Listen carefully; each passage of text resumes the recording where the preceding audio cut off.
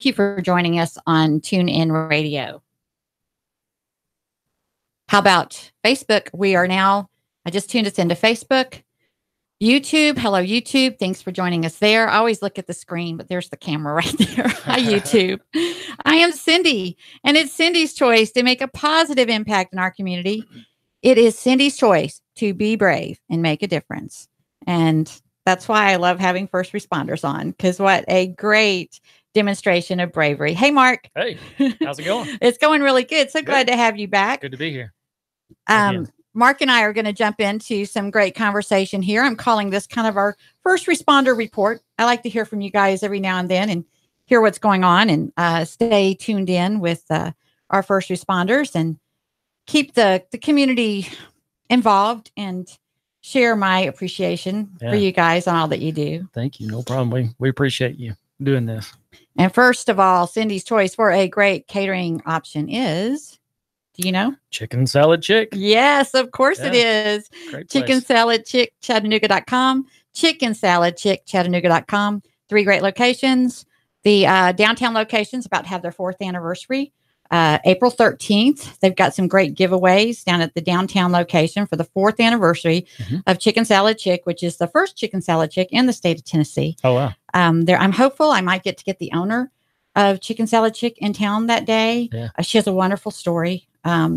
She actually started the Chicken Salad Chick franchise, which has, I think, over 100 franchises now, from selling chicken. She's a single mom selling Chicken Salad Chick door to door. Hey, I believe it. We eat that stuff at our fire hall pretty often. It's good. And it's good for you. I always love to brag. Classic Carol recipe, 0 carbs, 0 sugar, 0 gluten. I kid you not.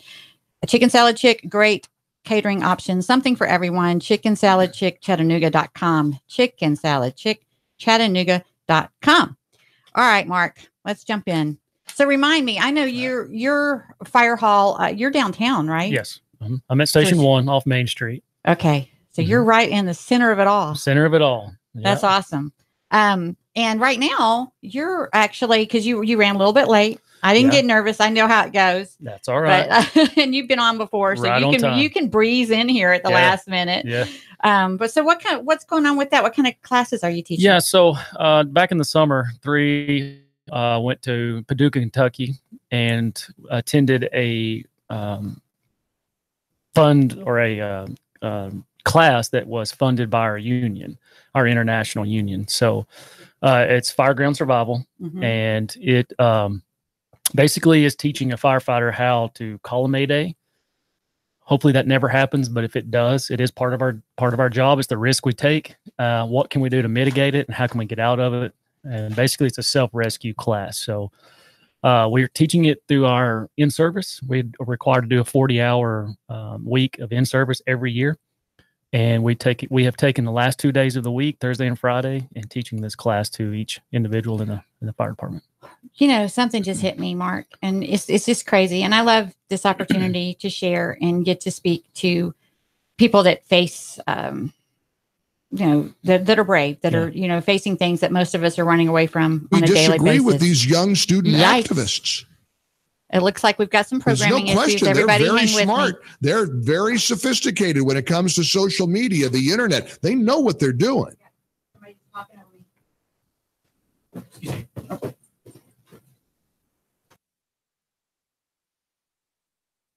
The left thinks that the inanimate object called the gun is what's responsible for an evil person committing terrible acts. We're back at live radio. You got to love it. That was awesome. And we've had good topic. Yeah, exactly. It's live. I love these. I really do. I never sweat it. It's live radio, and I'm always been kind of an off the cuff girl, but I don't want to lose my thought. Because what you just said about helping, and this is my talk, helping the heroes look out for themselves, because that needs to be intentional. Right. Because I know a little when you're looking out for others, and that's your focus, and that's how you're trained. A lot of people in that position are so selfless, and they do have to get intentional. Single mom, you always hear that. You're always constantly reminded, you got to take care of yourself or you're no good to your children. Absolutely. And it's still so hard. Yeah. You still, it's you sacrifice so much on behalf of your children or whoever you love. And I am so glad to hear about this class, Mark. And it's one of the hardest things, look in the mirror and say, at the end of the day, there's a potential for us to get in a position of losing our life.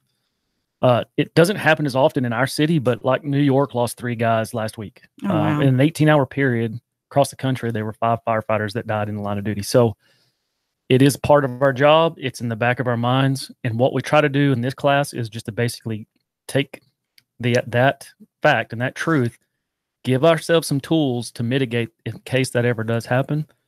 We have an option to get ourselves out of it. Right. So. And that is, I mean, you say it maybe it's not the statistics aren't here like they are in a bigger city, but it is because of the training. It is. It's not that your job isn't dangerous. It's just that you guys are very well trained. Very well. And there, it's a numbers thing to some degree.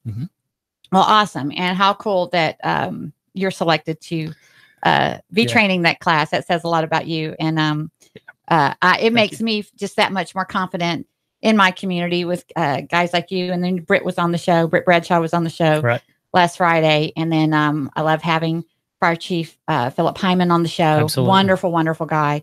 And it's just so great to know that we are in such capable hands in this community. And I love sharing that with the listener, that and instilling that confidence in them too, for respect for our first responders. Absolutely. Speaking of, a great way to really honor those who have been selfless and given in the past, that I got the privilege of being involved in to some degree this past year, is the 9/11 stair climb. Yes.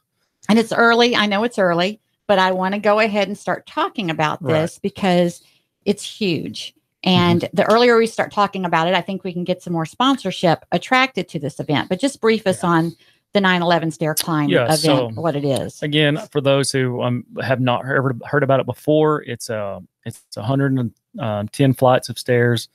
We do it to remember the fallen of 9/11, the 343.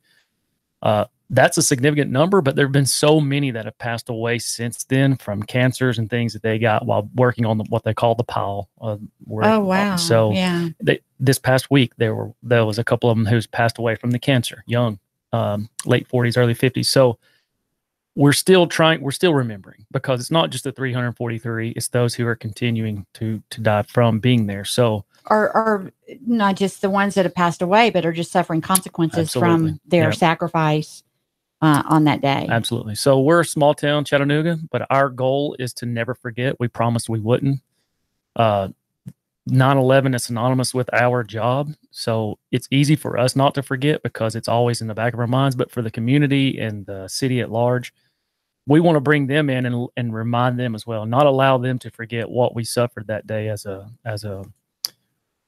department, or New York as a department. So our way of doing that is we have a stair climb, and each flight of steps represents each 343 firefighters that perished that day. And we do it 110 times, and all the money, 100% of the money, goes to the National Fallen Firefighters Foundation, who supports families who have lost loved ones in the line of duty, such as the people who died this week. The NFFF will reach out and support those families. Even the one we just lost up in Lawrenceburg, a month ago, which I know Britt probably mentioned to you. He went and worked a shift up there at their fire department so that those guys could attend the funeral. So no, he didn't mention that. Okay, so Britt won't say. See, that's how selfless these guys are.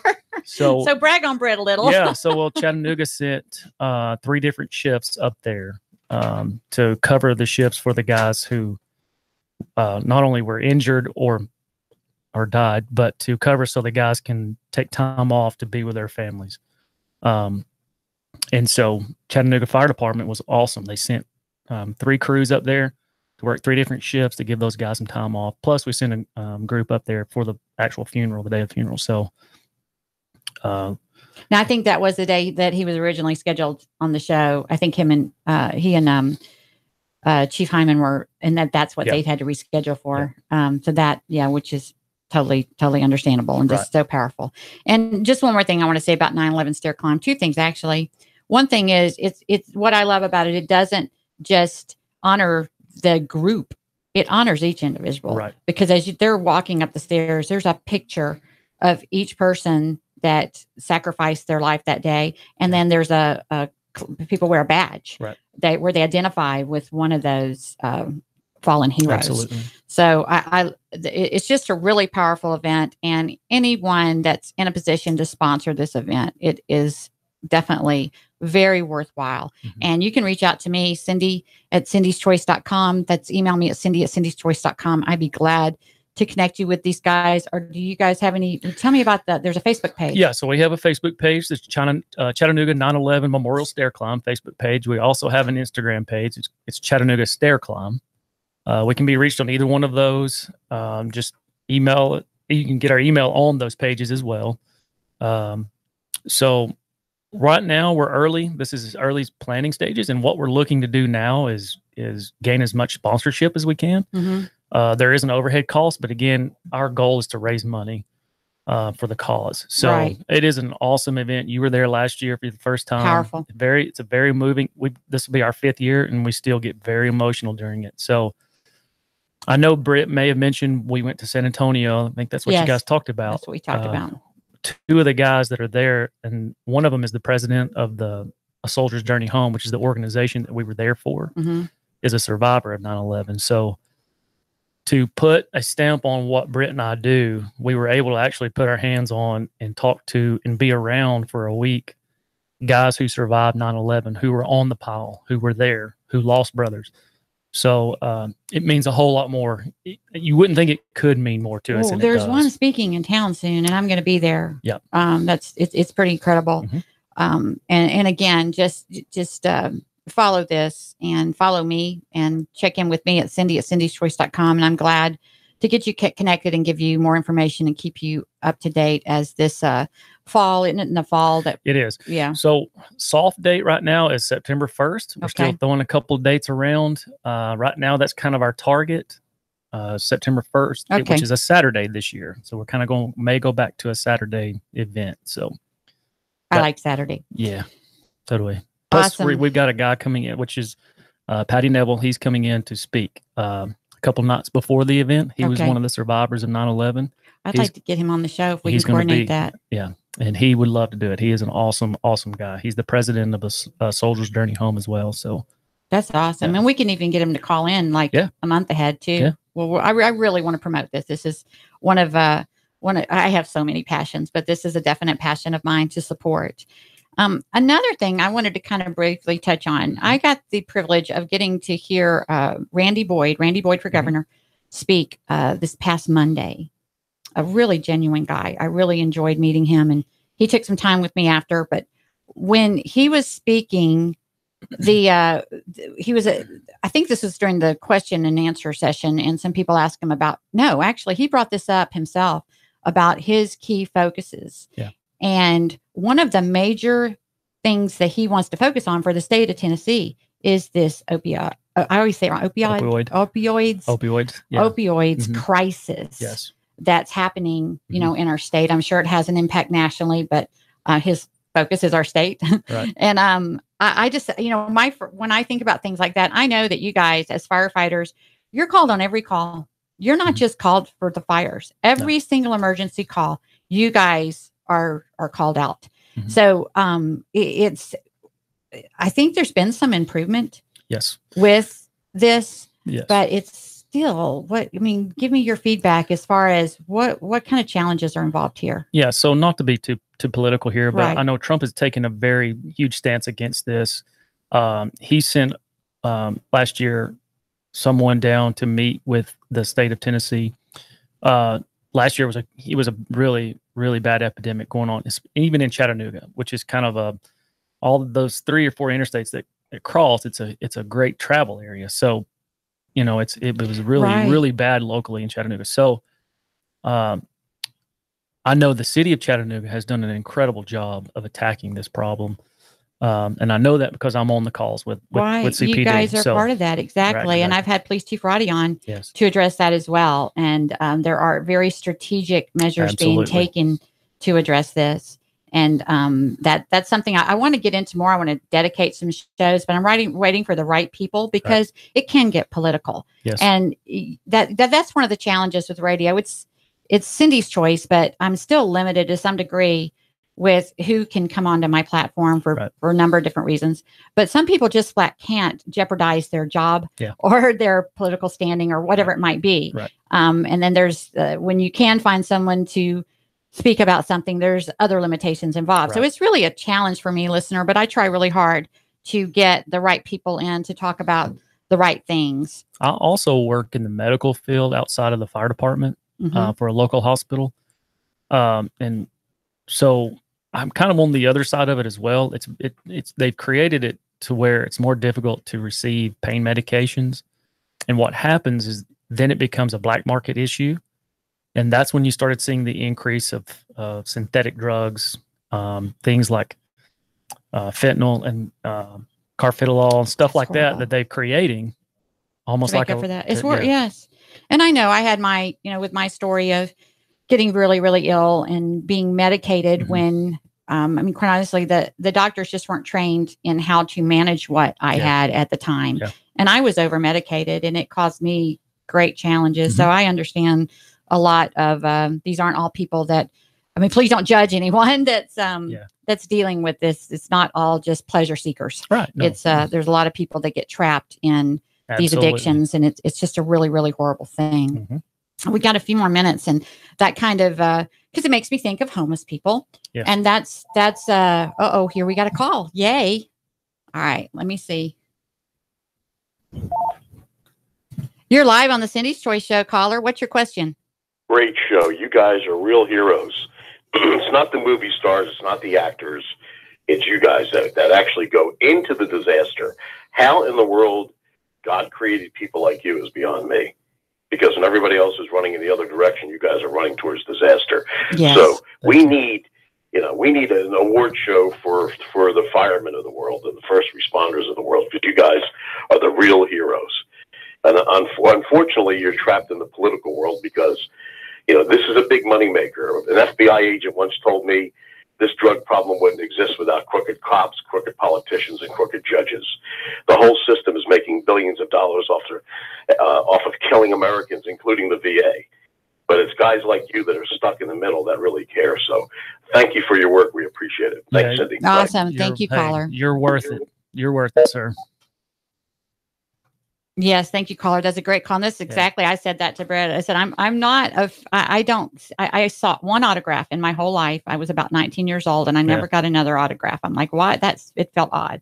You guys, I want your autograph. You sign when I wear my shirt, sign my shirt. I totally get you, caller. That's exactly how I feel. But hey, we're down to a couple of minutes. And since the second half of the show, I am going to be addressing the panhandling because it's very personal to me. And I've shared that with City Council, and I'm recognizing that I can make a difference. And so you know what that calls for. Absolutely. I have to make bigger, braver steps than ever. And that's the thing about bravery. And that's why you just take a little brave step at a time, because then you're always called to take a braver step. But that's what grows your strength. It grows your confidence and puts you in a position where you can make a difference. Absolutely. And, but you guys, what kind of, I've noticed this tent city pop up across from, or back kind of somewhat across from the community kitchen. And I'm understanding that these tents were donated, which is incredible because this is a huge problem for the homeless people.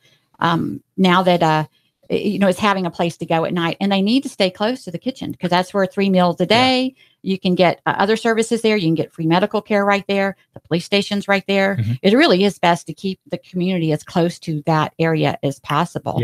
But so in calls in general, what kinds of calls do you guys go on that kind of relate to homelessness? Yeah. You have your normal things that you would expect from homeless people. We're gonna run out of time. Yeah, there are some that are whatever kind of addiction, but one thing that you need to know about those, they're not all addicts. Right. Some of them are not, they're just down on their luck. Exactly. They just had a hard time and they need just a pick me up. And I think that organization that's donating tents, they're realizing that, and they're making an effort to do that. I love that. I absolutely love that. And Mark, we're about to run out of time, and I hate that because I need to have you guys back on. I need to have you on more often. Of course, like I said, the schedule got interrupted with, but you guys are definitely in the rotation. I love getting the first responder report. I'm going to call it. That's the official name. Everyone stay tuned. I've got a great show. Russell Stroud, our news manager, is going to join me, and we're going to address this panhandling issue a little more. Stay tuned.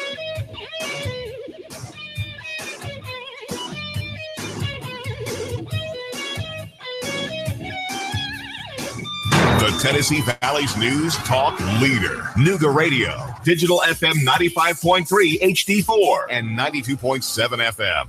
3, 2, 1. Chatter, Nuga Radio.